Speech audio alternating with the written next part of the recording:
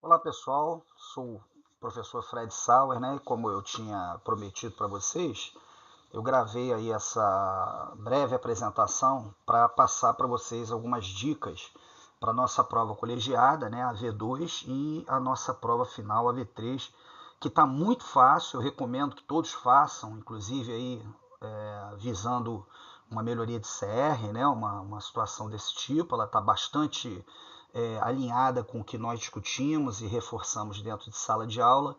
Então eu acho que é uma excelente oportunidade aí para todos vocês. A prova V2, naturalmente, tem um nível de complexidade maior, porque ela é elaborada por todos nós em colegiado, né? Todos os professores que lecionam a segurança da informação. Então, naturalmente, como cada professor tem uma certa competência um pouco mais acentuada num tópico quanto em outro, acaba elaborando questões mais rebuscadas, né? Mas é exatamente por conta disso nós temos a nossa PS, que eu espero que todos tenham feito. Vou começar já a corrigir a partir de amanhã e lançar aí no sistema para que todos saibam quanto vão precisar na nossa V2. Diferentemente da outra vez, não houve lá grandes conteúdos programáticos não cobertos, né?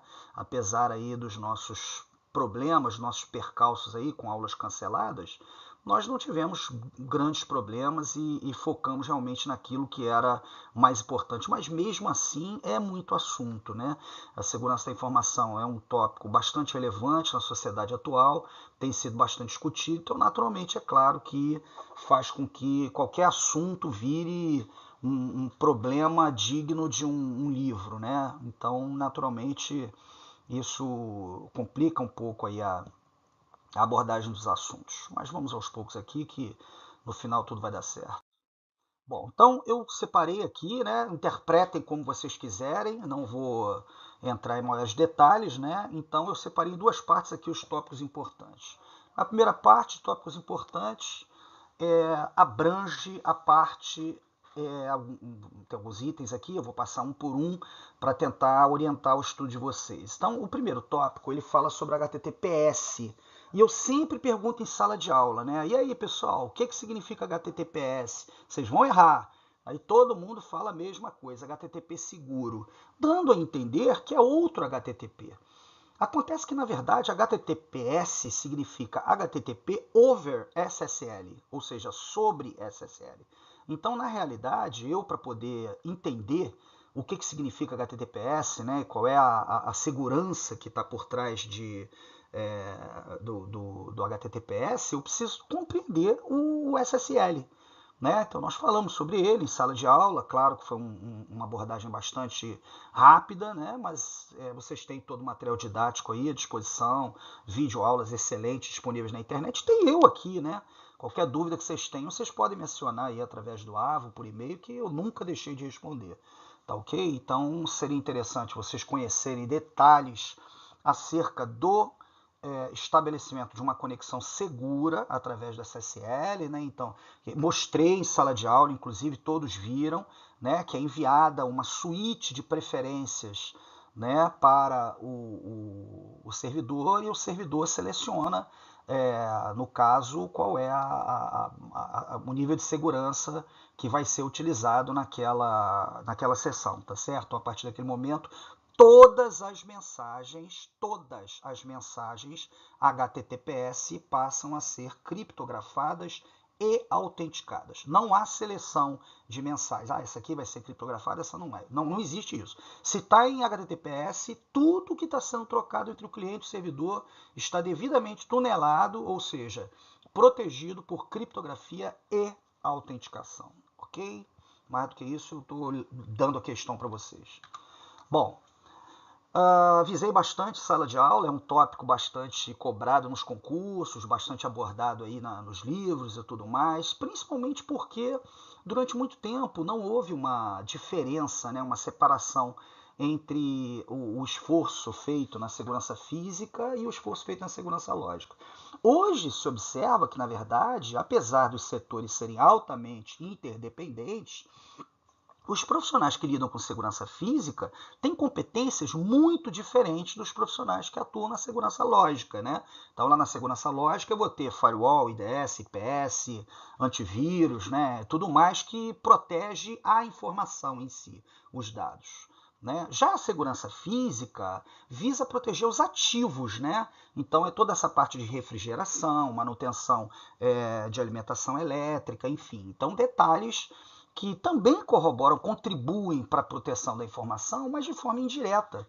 Então é muito simples, é muito fácil você avaliar o que pertence ao contexto da segurança física e o contexto da segurança lógica usando o meu ponto de quebra, né, que eu sugeri a vocês em sala de aula. Se é para proteger ativo, é segurança física. Se é para proteger a informação em si, independente do ativo, é segurança lógica, ok?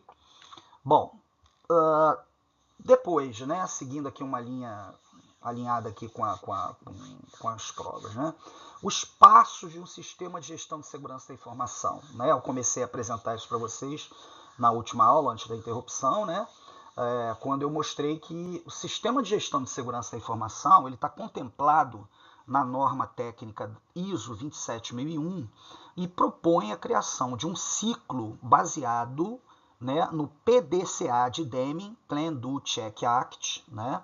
Então tem lá uma série de passos, né? No planejamento você tem uns passos, na implementação, no Do você tem outros passos, no Check, que é a parte de auditoria, verificação, monitoramento, você tem outros passos, e o Act, que é o processo de melhoria contínua, tem outros passos. Então procurem ver aí, né, dentro, não apenas do nosso slide, não se prendam, eu estou limitando bastante aqui a complexidade do estudo de vocês, então não se prendam apenas a essa apresentação. Vamos estudar, vamos pegar livro, vamos procurar na internet, vamos cair dentro aí para correr atrás de uma nota boa, tá certo? Então, fácil, qualquer livro, qualquer site de consultoria que se propõe a oferecer serviços em segurança estratégica da informação, logo no início te define quais são os passos.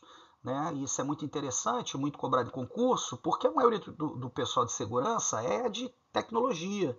Então vê a segurança da informação como um processo bottom-up, quando na realidade a segurança estratégica ela tem que ser top-down. Se não tiver o apoio da direção, se não tiver financiamento, se não tiver setores devidamente organizados, processos devidamente mapeados, definição de papéis e responsabilidades para todos, ou seja, toda uma preparação organizacional, inevitavelmente o sistema de gestão de segurança da informação ele não vai ser bem sucedido, certo? Então, procurem ver aí quais são os passos de um SGSI, né, para poder saber enquadrá-los cronologicamente. A ideia aí, a dica é essa, certo?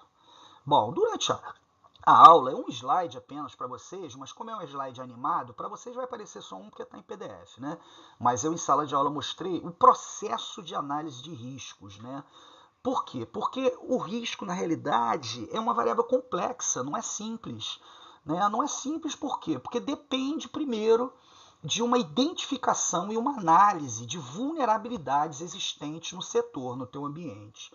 Depois da identificação dessas vulnerabilidades, o que você faz é elencar que possíveis ameaças podem explorar essas vulnerabilidades, ameaças internas, ameaças externas, ameaças intencionais, ameaças não intencionais, enfim. Bom, então depois desses dois elementos identificados, né, as vulnerabilidades e as ameaças, que já é o segundo passo, a identificação das ameaças, vem o terceiro passo, que é a mensuração dos impactos decorrentes da exploração de uma vulnerabilidade por uma ameaça. Certo? Causando naturalmente impactos, né, que são esses que eu preciso mensurar, para poder tomar a decisão, né, do que implementar em termos de controles. Esses controles precisam ser implementados na política de segurança, a empresa tem que ser devidamente treinada e preparada para isso, tá certo?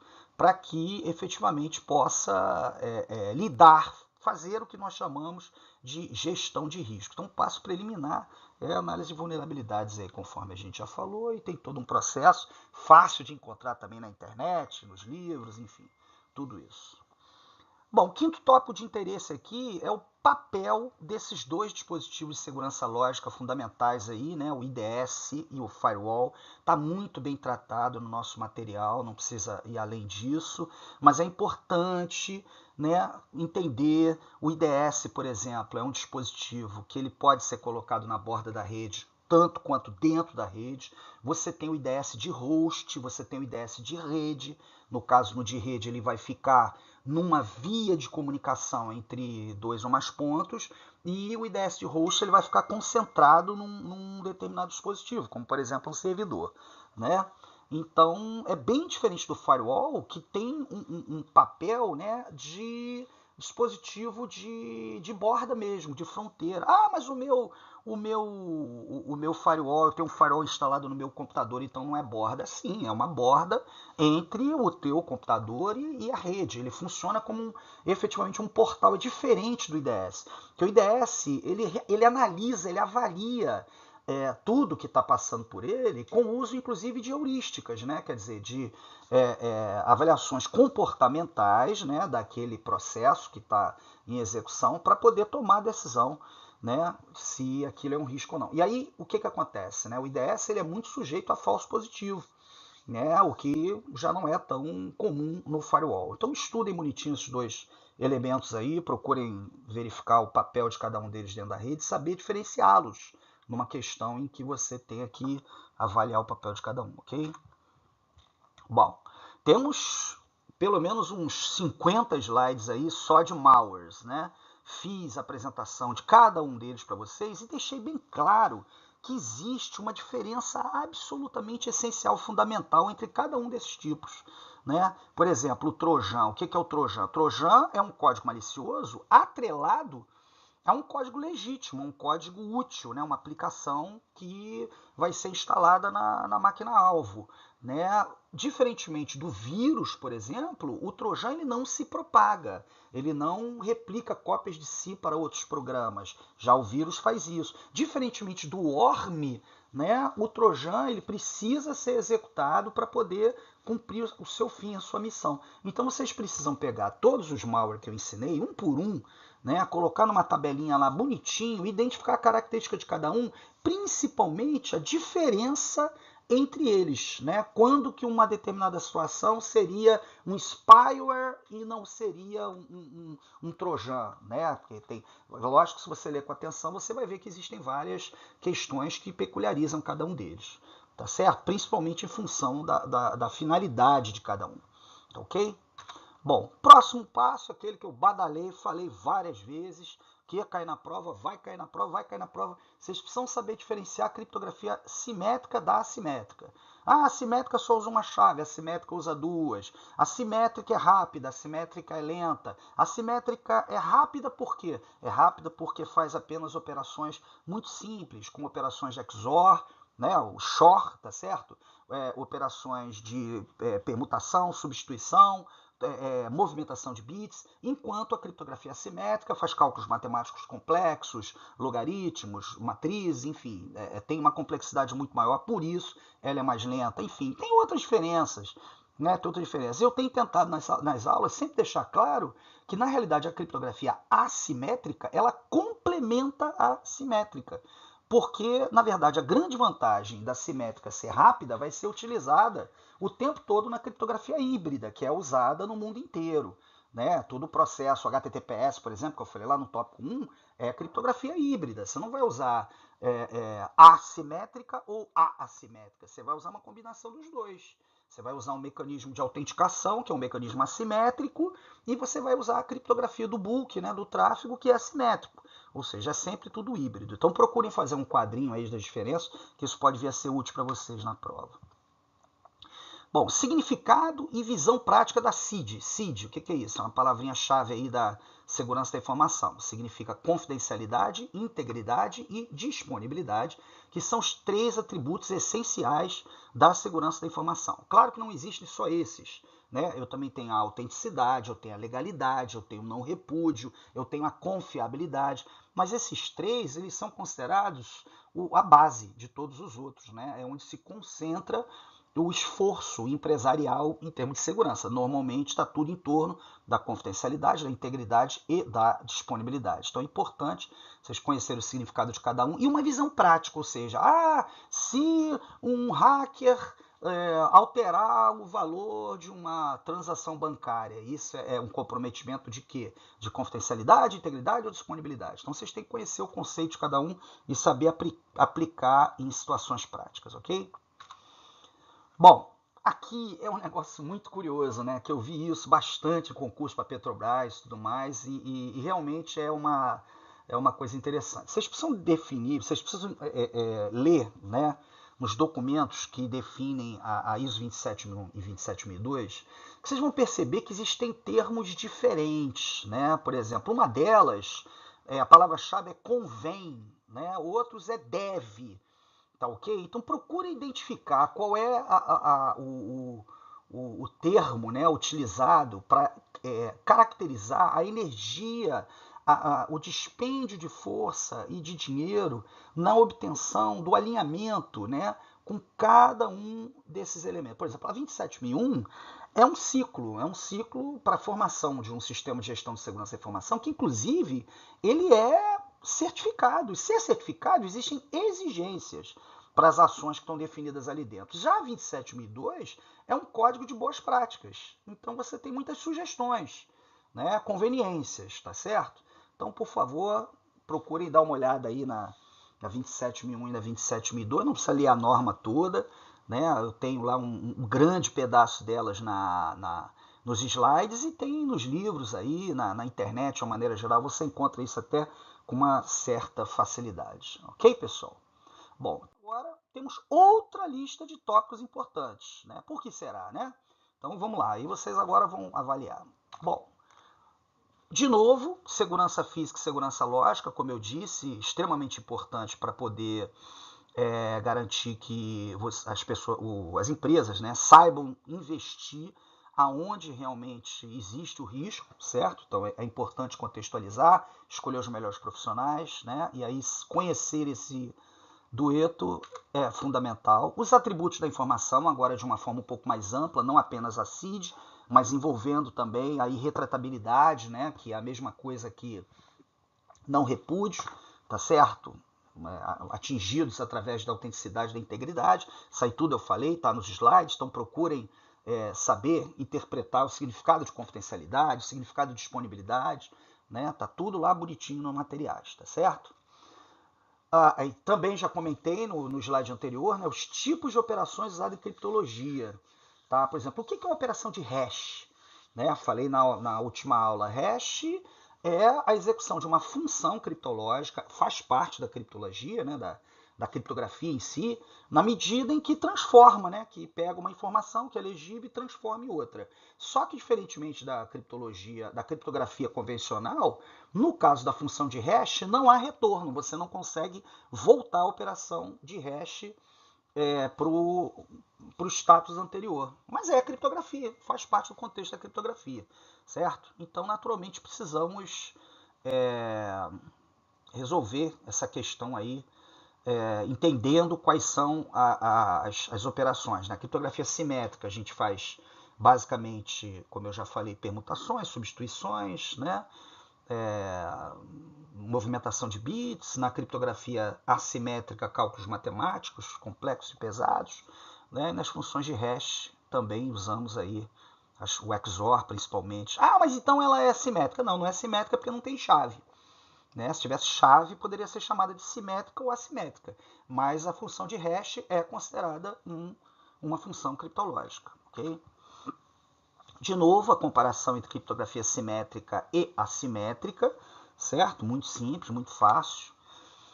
Características das políticas de segurança, ou seja, políticas de segurança fazem parte, é um dos fatores de sucesso da criação e manutenção do sistema de gestão de segurança da informação, certo? Então procurem dar uma lida com atenção, com carinho, lá no resumo que tem no slide, sobre quais são as características da política de segurança, todo o atrelamento que existe entre a política de segurança e o alto nível da companhia, né? Procurem ver isso, a força política, né? O apoio político da direção, que é muito importante aí no caso da política de segurança, certo? Então procurem ver isso. Características da implementação da ISO 27001, ou seja, os passos. Quais são os passos que são necessários? A palavra-chave é essa, passos para a implementação da ISO 27001. Tá? Então procurem dar uma procurada nisso aí, fazer um resumo, que tem lá uns itens, alguns fazem parte, outros não, mas é tudo muito pegadinha, né? Muita confusão. Se você for no bom senso, vai errar.